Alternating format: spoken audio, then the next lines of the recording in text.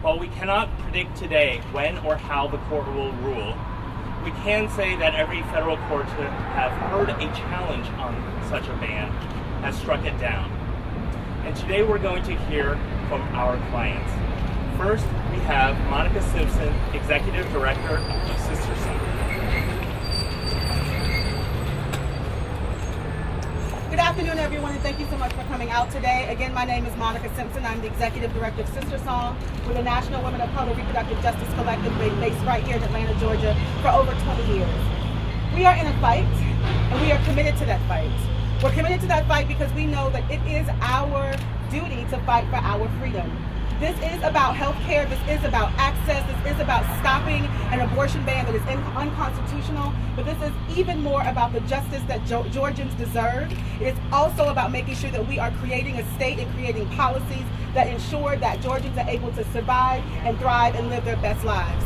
As a reproductive justice organization, our work is to make sure that we are fighting for the human right to have the children that we want in the ways that we want, to prevent or end pregnancies without shame and with dignity, to be able to parent the children that we have in healthy and safe environments, and ultimately it is about our human right to bodily autonomy and self-determination. And that's exactly what we are fighting by being a plaintiff alongside our colleagues and comrades in this case. What we are clear about is that Georgians did not ask for this. What Georgians have asked for is expanded access. What Georgians have asked for is to make sure that they can live in a state where their bodies and their decisions are not being controlled by the state. What we know Georgians have asked for is to be able to make sure they can take care of their families and to be able to survive and live healthy lives. What this particular ban is doing is absolutely opposite of that. What this ban is doing is removing that option, removing that human right from people's lives. So we are continuing to push forward, to do that in a very strong way with all the folks that we stand on the front lines with and for. Our communities, which we represent, our communities of color, are those folks who are queer and trans, those who have historically been pushed to the margins. And we are committed to making sure that their voices, their lived experiences are heard and centered in this case and moving forward in all the work that we do. So thank you again for coming out. We are in this and we are ready to win. Next, we're going to have Kwajalein Jackson, Executive Director of Feminist Women's Health Center. Thank you. I'm Kwajalein Jackson. I'm the Executive Director of Feminist Women's Health Center. And I'm here today to tell you that our priorities have not changed. Our priority as a service provider remains to provide quality, patient-centered abortion care in concert with comprehensive reproductive health care to all who need it without judgment. As an organization that centers reproductive justice, it is also our duty to protect the bodily autonomy and self-determination of everyone living in Georgia. What we know is that in every state where these outrageous bans have been introduced, they have been blocked, and they have been overturned. And so we have no reason to expect something different here. We remain undaunted in this fight. We will continue to press forward. We have complete confidence in counsel who spoke so eloquently today about the many, many years of precedent that support our case. And we expect that we will have the judgment that we are looking for. We want to make sure that everyone listening to this broadcast understands that on today, our clinics are open, that we are ready to receive them, and that we will make sure that they get the care that they need no matter what. Thank you.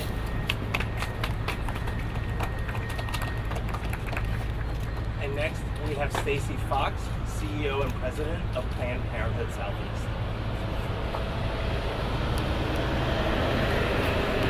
Good morning. My name is Stacey Fox, and I'm the President and CEO of Planned Parenthood Southeast, and we cover Georgia, Alabama, and Mississippi, where we are fighting abortion bans in every one of those states. And this morning was another step in that fight. This morning, our legal team argued that the state has no interest. Let me be clear, there is no state interest that is strong enough to ban abortion in Georgia. This spring, Georgians came out in opposition to 481 to demonstrate that they concur with our argument. Hundreds of Georgia citizens packed the halls of the state capitals for weeks on end. More than 300 Georgians spoke out as business leaders publicly against this ban, and the medical community came out united against HB 481. The $9 billion Georgia film and entertainment industry continues to speak out, and more than 6,000 Georgians have signed on to a petition urging Governor Kemp to veto this bill and to not challenge and appeal this when we prevail in court. Georgia lawmakers heard from us, they just didn't listen. In fact, at the bill's signing, Representative Ed Setzler, who was there this morning at the hearing, said that things would go back to normal once the shrill attacks of the opposition sort of fade into the background. But what we clearly need to keep reminding Representative Setzler is that we are not going away and that we are not backing down, because we made some promises that we aim to keep no matter what. To the countless Georgians who spoke out against this ban and were ignored, we promised, as we delivered today, to keep fighting every step of the way. To the lawmakers who voted for this ban, we promise to hold you accountable, and we are doing that right now. And to our brave and brilliant partners who are fighting for and providing access to health care every day, we are in this together, locked arms and ready to fight. To Governor Kemp, we promised we would see you in court, and we did that this morning. But most importantly, as Kwajalein said, we remain laser focused on our patients. We promise to protect your access to safe and legal abortion, and we want you to hear from us today that every day our doors are open so that you can access the quality, compassionate, non-judgmental health care that you deserve. And that includes access to safe and legal abortion in Georgia.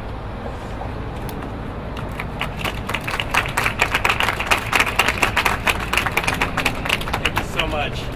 Now we'll take questions.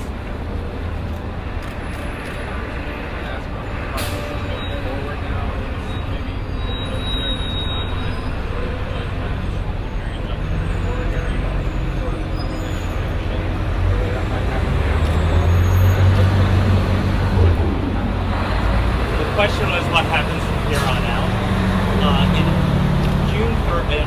In June, we filed this lawsuit. 3 weeks later, we filed a motion for preliminary injunction, which is a formal mechanism for asking the court to block the law before January 2020. And today we argued that motion. And I believe the judge said in court that he would rule on the motion as quickly as possible. That is all that we can say about this court proceeding. Meanwhile, it is moving ahead. Sean, basically, it seems to me the argument is crux. On your side, saying that in 50 years until we will be the Supreme Court has struck down everything. Georgia has done a tactics by trying this argument persistent through even how difficult does that make this? How complicated does it make it? As we argued this morning, there is no state interest, I repeat, no state interest that can justify banning pre-viability abortions, which is exactly what HB 481 does.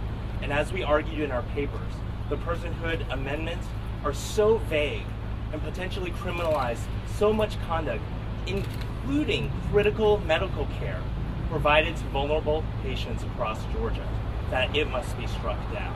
And indeed, the entire purpose of HB 481 is to ban pre-viability abortions, and that is why its entirety must be struck down. What other states have challenged? I'm sorry? What other states have challenged? There are 10 Talcott Camp with the American Civil Liberties Union. So there are challenges to abortion bans pending not just in Georgia, but in Alabama, Ohio, Kentucky, Mississippi, Arkansas, probably others. That's just Missouri and Utah.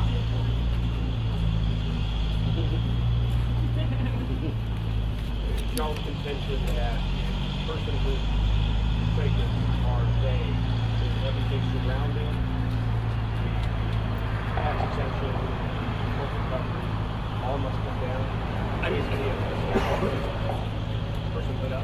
generally not going to comment or elaborate any further on the arguments this morning, and we'll stand by what was argued this morning.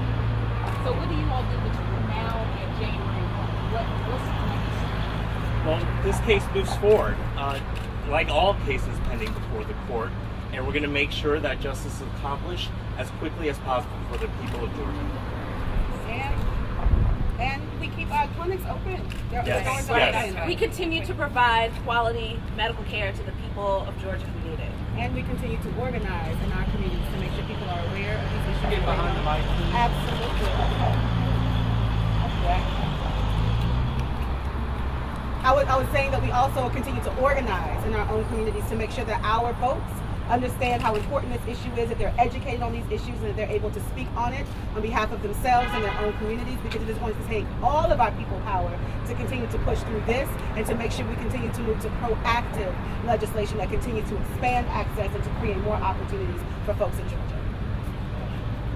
Yes. And as medical service providers, Feminist Women's Health Center, Planned Parenthood Southeast, and the many other clinics that are represented in this case will continue to provide the abortion care that we have always provided. We will continue to center our patients' needs. We will continue to work to make sure that they have not only the medical services that they deserve, but also all of the rights, resources, and recognitions that they need to thrive in Georgia. KWAJELYN.